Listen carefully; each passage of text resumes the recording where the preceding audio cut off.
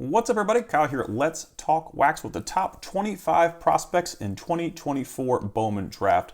Now, this is set to release on December 4th, so it is very imminent. And before we get into our top 25, I'm going to go over my ranking system. Very quickly, you can see over on the LTWR, that's probably the most important part of this video. Those are my Let's Talk Wax rankings. And Elite is the top ranking. That's going to be an MLB MVP ceiling.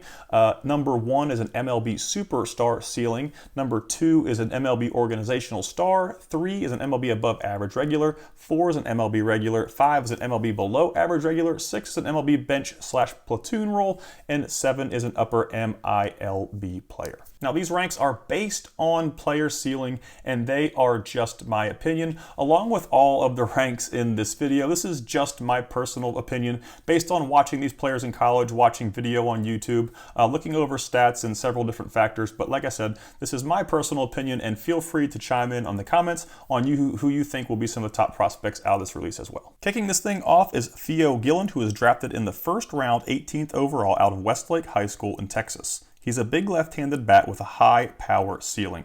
I watched some video and he's got easy power to the pull side, which should continue to increase as he matures physically.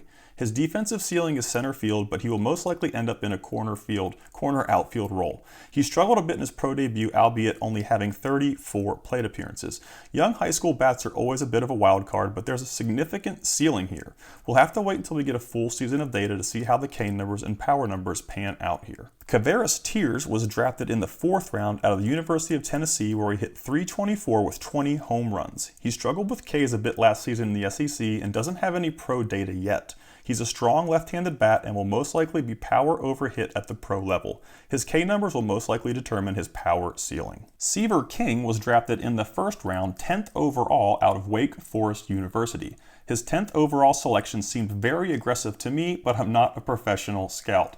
I think his ceiling is 100% dependent on how much power he can get to at the professional level. He's got excellent bat speed and has the ability to leave the yard, but posted some elevated ground ball to fly ball rates in his pro debut and a sub 100 ISO. He's got lots of defensive upside. He can play anywhere but catcher for the most part. He hits for average and has impact, speed, and instincts on the bases, but I think his draft slot has some helium baked into it. He could easily make me look like a fool over a full season because there are some tools here. Griffin Burkholder was drafted in the 2nd round out of Freedom High School in Virginia. He only had 2 low A plate appearances, so I didn't even bother to track his stats. He passes the eye test for sure with a strong 6'2" frame with plus speed. I've watched some video and he's going to get to some power. There could be a pretty high ceiling here, but we'll have to wait until he has a full season of pro ball under his belt to determine that. He could be a big sleeper in this release, falling to the mid-2nd round. Kalen Culpepper was drafted in the 1st round, 21st overall out of Kansas State University.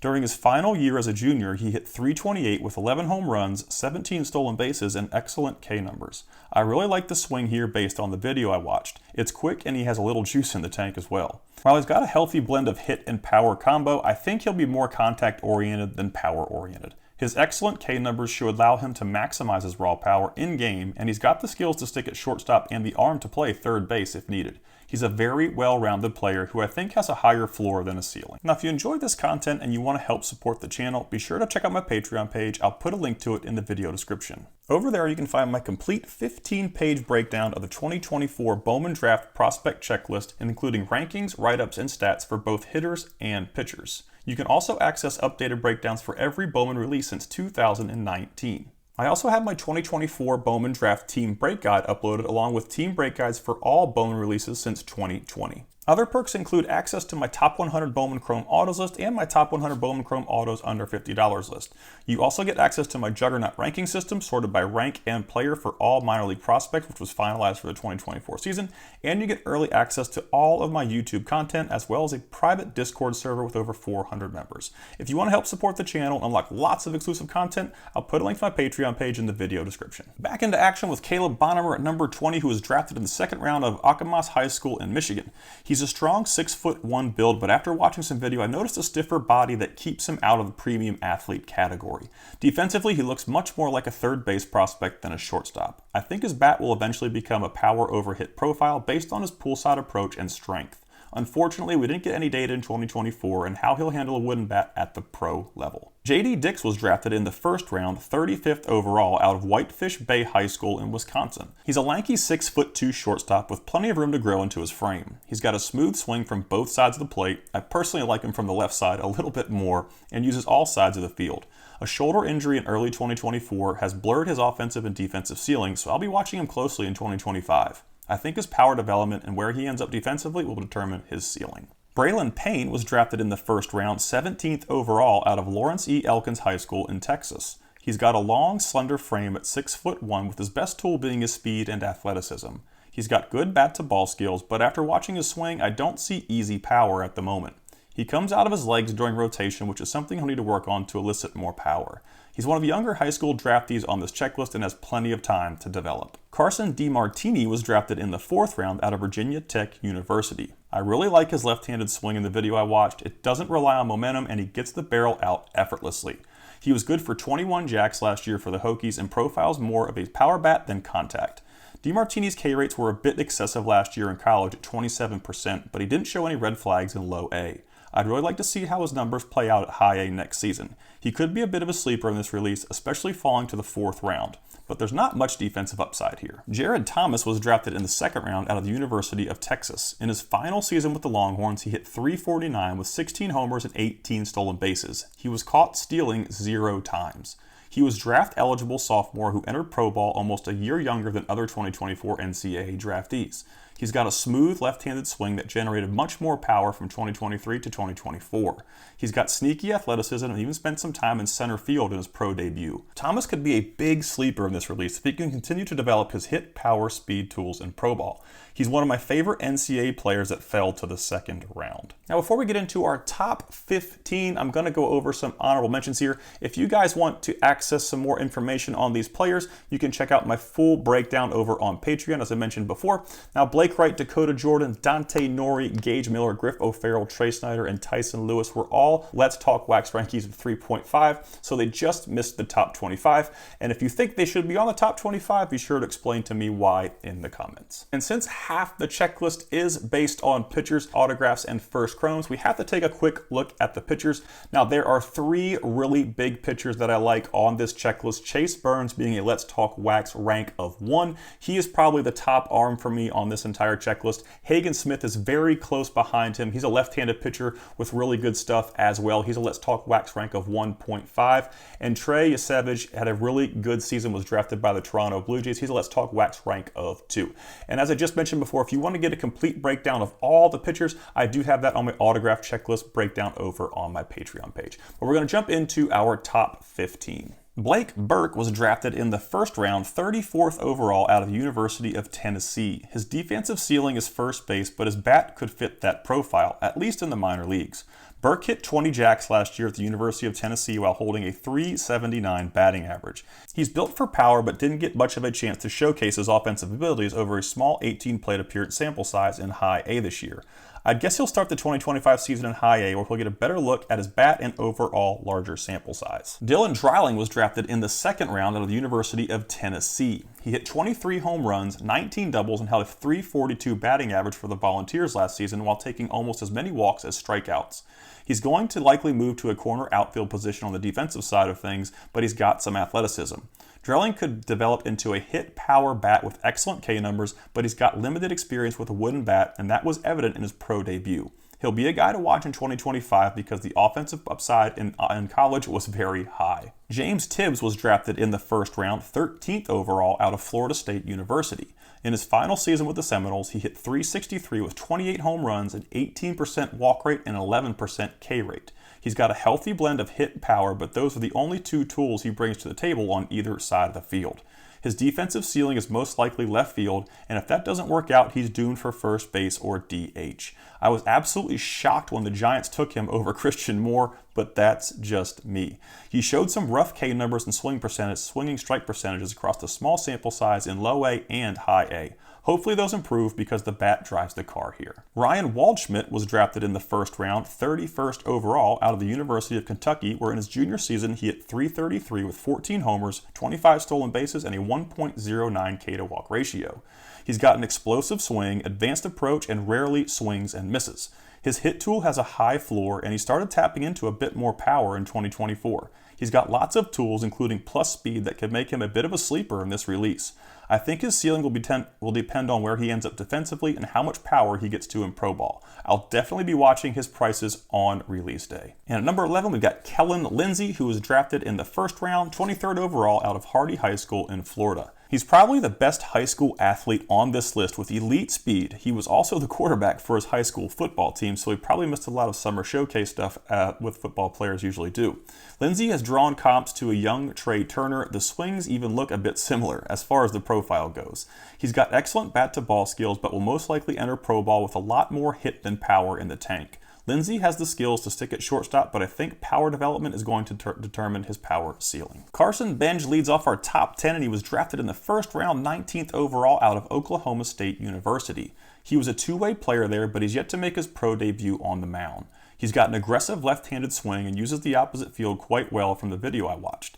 I didn't see much poolside power, but he was good for 18 home runs last year for the Cowboys. He's got an above-average hit power tool, but posted some high ground ball to fly ball rates and a small sample size in low A during his pro debut. Defensively, he's got exceptional upside in right field, but probably won't have the speed to play center field in the major leagues. Braden Montgomery was the Red Sox first-round selection, 12th overall, out of Texas A&M University. He was one of the more prolific power hitters in double NCAA, and in 2024, finishing his junior year with 27 home runs, 11th in all of college baseball. He's got excellent plate discipline and power from both sides of the plate. The bat will most likely drive the car here, as he's played strictly right field for the Aggies and doesn't have impact speed on the bases. He only hit one home run with a wooden bat in the Cape Cod Baseball League last summer, so I'm interested to see how his power translates at the minor league level. Billy Amick was drafted in the second round out of the University of Tennessee, where he was good for 23 home runs in his junior season while maintaining a .306 batting average. Amick is a bat-first prospect who has the nice blend of hit power, holding a career batting average at University of Tennessee of .338 and finishing the 2024 season with a .333 ISO. He had a small sample size debut in low A post-draft. I'm interested to see how he manages a full season in 2025, as he could be a bit of a sleeper in this release, especially if he can stick at third base. Tennessee's home stadium is also a launching pad, so please be aware of that factor with all the Tennessee draftees on this checklist. Connor Griffin was the first high school position player taken in the 2024 draft at number 9 overall. He's an absolute specimen, standing at 6'4" with a frame that could support some more physical development. Griffin can hit for both average and power and has a very high offensive ceiling. He will most likely make his professional debut in the outfield, but he's listed as an outfield / shortstop at the moment. The Gatorade National Player of the Year has big 5-tool potential and will most likely not come cheap in this release. He's yet to make his professional debut, so we will see what he's made of in 2025. Jack Caglione was drafted in the first round, 6th overall, out of the University of Florida, where he held a .419 batting average, hit 35 home runs, and posted 58 walks to only 26 strikeouts. He's pretty much maxed out his physical projection, standing around 6'5" with a solid base. While he has lots of potential on the mound, command issues will most likely keep him in the batter's box full-time in pro ball. He's gotten a significant amount of plate appearances post-draft, getting some reps in high A and participating in the Arizona Fall League. He was solid in both outings, but his offensive numbers weren't eye-popping. Cags is bat first all the way with limited defensive upside. He'll probably start the 2025 season in Double A, where we will get a good idea of how his offensive skill set will trend in professional baseball. He's got plus raw power, but we don't know how much he'll get to at the upper levels yet. Kicking off our top 5 is Bryce Rayner, who was drafted in the first round, 11th overall, out of Harvard Westlake High School in California. He's a high upside prospect with lots of tools and a projectable physical makeup, already standing at 6'3". He's likely to stick at shortstop, at least in the minor leagues, and could grow into some power as he matures physically. I watched some video and noticed a significant amount of front-to-back movement in the load that makes him more prone to timing issues. He's one of the highest ceiling high school position players on this checklist, but we haven't gotten to see what he's capable of with a wooden bat at the pro level yet. These next 4 players are in a bit of a league of their own, including Cam Smith. I probably could have put him at a 1.5, but he was drafted in the first round, 14th overall out of Florida State University. He was a draft-eligible sophomore who in his final year with the Seminoles hit .387 with 16 homers and only 4 more strikeouts than walks. He made his professional debut this season and worked across 3 levels all the way to Double-A with some impressive numbers along the way. Smith posted some elevated ground ball to fly rates in High A and Double-A, which has been consistent with his NCAA report. The report says a bit more hit over power, but he was good for 7 home runs in his pro debut. He's a guy to watch for sure, especially after flying through the Cubs minor league organization in just a couple months. Nick Kurtz was drafted in the first round, 4th overall out of Wake Forest University. From an offensive standpoint only, he's probably one of the best bats on this checklist. He's got double plus power to all sides of the field that doesn't impact his excellent approach and K numbers. Kurtz has the ability to hit for average and power, but his defensive ceiling will be at first base. He's currently participating in the Arizona Fall League, hitting .354 with 2 home runs. He's already seen some action in Double-A in 2024 and could make his MLB debut as early as 2025 in the A's organization. Travis Bazzana, yes, he is at number 2 behind Christian Moore, so please let me hear it in the comments. He was the first overall pick in the 2024 draft out of Oregon State University. In his final season at Oregon State, he hit .407 with 28 home runs while holding an elite K-to-walk ratio of 0.48. Pretty much because no one pitched to him. I often wonder how his numbers would have panned out in a strong offensive lineup, but he's still matched with less protection than other top college bats. Bazzana has plus speed and was 16 out of 21 in stolen base attempts at Oregon State. His pro debut was solid over a small sample size in High A, showing off more power than hit. His contact and approach skills will allow him to maximize his raw power, giving him an enormous offensive ceiling. He definitely won't be cheap, being the number 1 overall selection in the 2024 draft. Now, I might be a little bit biased to Christian Moore because I watched a ton of SEC baseball this year, but he was drafted in the first round, 8th overall, and unfortunately it was by the Angels. He's easily a top 5 bat for me on this checklist. I watched a ton of him, as I mentioned before, last year on TV, and I really like his strength and bat speed. Moore hit 34 home runs last year while holding a .375 batting average with a sub 15% K rate. He doesn't have a ton of defensive upside at second base, but I think he's got a shot at getting to some impact power in 2025. He showed a bit of swing and miss in Double-A, but it was over a small sample size and a very aggressive move post-draft. I'm really excited to see him play a full season next year, and I'm just hoping that the Angels don't ruin him. One more quick plug for the Patreon that's in the video description. I got my complete 2024 Bowman draft breakdown of all players on this checklist over there for you guys to check out, as well as a team break guide for this same release, along with other exclusive content as well. I want to give a quick shout to all my level 3 Patreon subscribers. You guys rock, and be sure to list in the comments who your top 5 is in this release and who you might be chasing. Y'all have a great day and good luck with your rips.